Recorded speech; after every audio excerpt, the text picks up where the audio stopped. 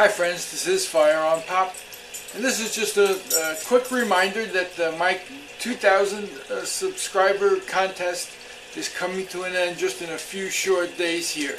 So the entries end the end of this month, the last day on the 30th, and on May 1st, on May Day, for those who remember that day, I will be picking the winners. So, if you haven't done so, if you're a procrastinator like me, keep saying, oh, I'm going to get to that, I'm going to get to that, now is the time for all good men to make their videos and show us your old weapons. Anyway, I'm so far really grateful and thankful for the response, the overwhelming response that I've gotten from this contest, and I have just all my faithful subscribers to thank for that. So if you haven't done so, if you have, thank you, and good luck to you in the contest.